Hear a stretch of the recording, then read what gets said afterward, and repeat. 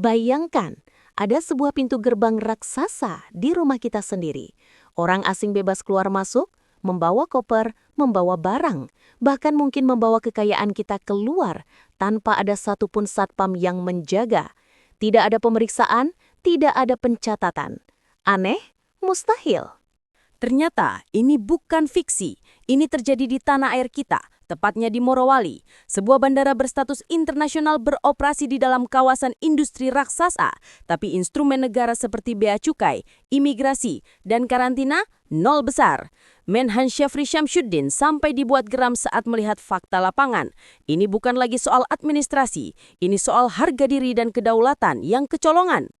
Hari ini kita akan bongkar apa sebenarnya isi pintu belakang asing ini, berapa ratus triliun uang rakyat yang melayang, dan kenapa Presiden Prabowo sampai harus turun gunung memanggil para jenderal ke Hambalang. Simak sampai tuntas. Mari kita bedah anatomi kasus yang bikin geleng kepala ini. Terbongkarnya pintu siluman ini sebenarnya tak terduga. Semua bermula saat Menteri Pertahanan Syafri Syamsuddin turun langsung ke lapangan untuk meninjau latihan tempur TNI di kawasan Morowali. Namun mata jeli sang jenderal menangkap sebuah anomali fatal yang selama ini tersembunyi rapi di balik hiruk-pikuk industri nikel. Di sana, berdiri megah sebuah bandara khusus di kawasan Indonesia Morowali Industrial Park atau IMIP. Landasan pacunya sibuk didarati pesawat-pesawat yang mampu terbang lintas negara. Namun yang mengerikan, bandara ini beroperasi layaknya wilayah hantu bagi hukum Indonesia. Saat ditinjau, Menhan menemukan fakta mutlak, kosong, nihil, tidak ada seragam petugas bea cukai yang memeriksa kargo, tidak ada meja petugas imigrasi yang mengecap paspor, dan tidak ada pos karantina. Padahal secara definisi, ini adalah pintu gerbang internasional. Logika sederhananya begini, jika Anda mendarat di Soekarno-Hatta, satu koper saja diperiksa ketat. Tapi di sini, ribuan ton logistik dan ribuan tenaga kerja asing bisa melenggang masuk tanpa permisi pada negara. Fakta ini diperkuat oleh pengamat pertahanan Etna Caroline Patisina yang mengungkap realita pahit bahwa bahkan aparat keamanan resmi negara kita sendiri, TNI dan Polri, seringkali tidak memiliki akses leluasa untuk masuk ke area vital bandara ini. Ini menciptakan preseden berbahaya, negara dalam negara. Sejak 2019, bandara ini diduga kuat menjadi jalur tikus raksasa yang dilegalkan oleh diamnya birokrasi. Tanpa mata dan telinga negara di sana, siapa yang bisa menjamin tidak ada narkoba yang masuk? Siapa yang berani menjamin tidak ada emas, rare earth, atau mineral langka yang diselundupkan keluar secara ilegal? Ini bukan sekedar kelalaian administrasi, saudara-saudara. Ini adalah penghinaan telak terhadap kedaulatan Republik Indonesia tepat di halaman rumah kita sendiri. Satu pertanyaan besar menghantui kita. Siapa sosok atau entitas yang begitu sakti hingga mampu membangun bandara internasional tanpa pengawasan negara di tanah berdaulat Indonesia? Jawabannya tidak bisa dilepaskan dari penguasa kawasan tersebut, PT Indonesia Morowali Industrial Park atau IMIP. Jika kita bedah jeroan struktur kepemilikannya berdasarkan laporan audit BPK tahun 2018, terlihat jelas pola dominasi asing yang mencolok. Saham pengendali dipegang oleh raksasa Tiongkok Shanghai Descent Investment Group yang menguasai hampir setengah kerajaan bisnis ini, tepatnya 49,69%. Sisanya dibagi ke mitra lokal seperti PT Sulawesi Mining Investama dan PT Bintang 8 Investama. Namun yang lebih mengerikan adalah skala ekspansinya. Dari izin awal yang hanya sekitar 1.300 hektar, kawasan ini meledak meluas hingga menembus 4.000 hektar. Bandara siluman itu berdiri tepat di jantung kekuasaan mereka, di dalam pagar beton yang menjulang tinggi. Ini menciptakan sebuah enklave tertutup, sebuah zona eksklusif di mana aturan hukum nasional seolah tumpul dan tak berdaya. Ikatan Wartawan Sulawesi Tengah bahkan mencium aroma busuk keterlibatan orang kuat. Diduga kuat ada jejaring pejabat tinggi negara dan purnawirawan yang memuluskan jalan bagi dominasi ini. Dengan struktur modal asing yang begitu masif dan tertutup, wajar jika rakyat bertanya, apakah bandara ini dibangun untuk kepentingan ekonomi nasional atau sekedar jalur logistik VIP bagi investor asing untuk menguras perut bumi pertiwi dan membawanya kabur. Sekarang mari kita kesampingkan sejenak soal politik dan siapkan kalkulator logika kita. kita akan masuk ke segmen matematika yang menyakitkan. Saat kita bicara soal bandara tanpa penjaga di Morowali, kita tidak sedang membicarakan kerugian recehan. Kita sedang menyaksikan keran pendapatan negara yang dipotong paksa. Pertama, mari hitung dari hilangnya potensi bea masuk dan pajak impor. Setiap pesawat kargo asing yang mendarat tanpa sentuhan bea cukai adalah kerugian mutlak. Bayangkan, barang-barang mewah, spare part alat berat bernilai miliaran, hingga logistik canggih bisa melenggang masuk dengan tarif Rp0. Negara tidak dapat apa-apa. Tapi tunggu, bahaya yang sesungguhnya justru ada di pintu keluar. Tanpa pengawasan ketat, bandara ini berpotensi besar menjadi lubang hitam penyelundupan. Ingat, tanah Morowali bukan hanya mengandung nikel.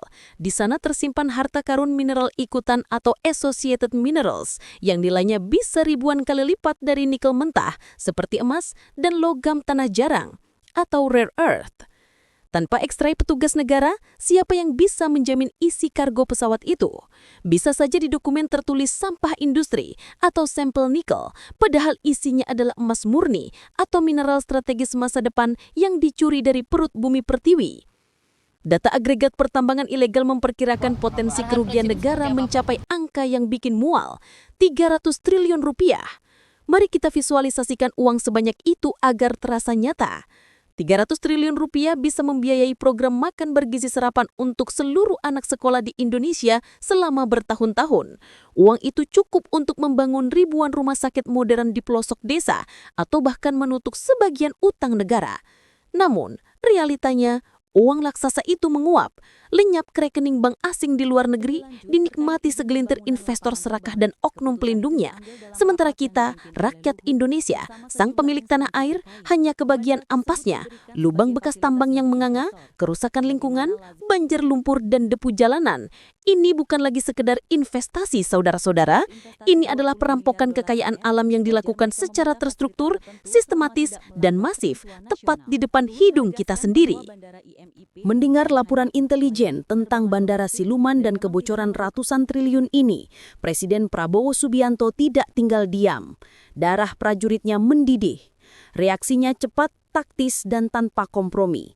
Ia langsung memanggil para menteri kunci kabinet merah putih untuk rapat darurat di kediamannya di Hambalang. Bayangkan, di hari libur pun, genderang perang melawan mafia sumber daya alam ditabuh. Tidak ada waktu untuk basa-basi birokrasi.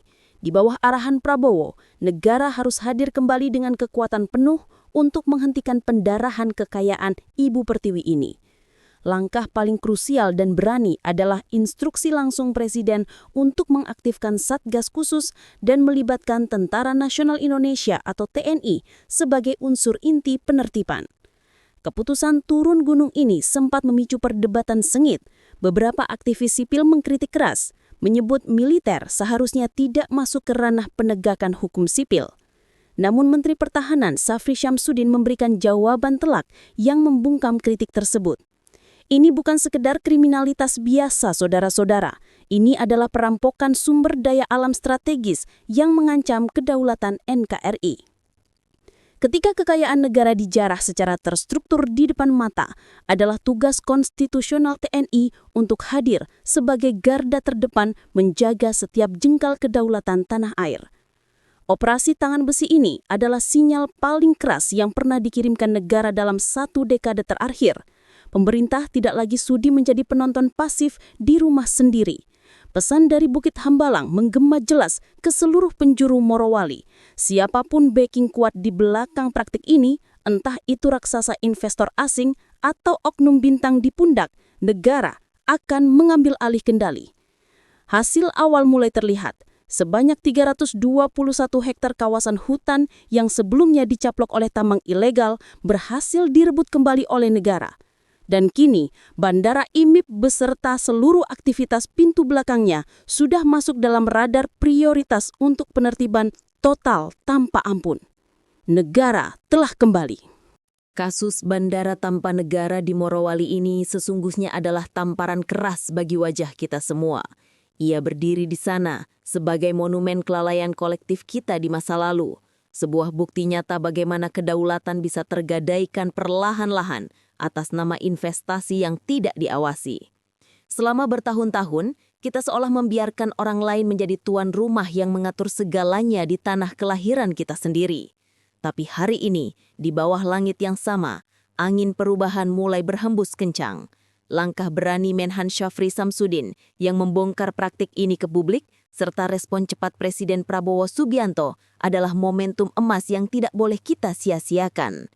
Ini bukan saatnya lagi untuk sekedar meratapi kebocoran masa lalu, tapi saatnya memastikan masa depan anak cucu kita tidak lagi dicuri lewat pintu belakang. Solusi konkretnya sudah jelas dan tidak bisa ditawar lagi. Negara harus hadir secara fisik, mutlak, dan permanen di sana.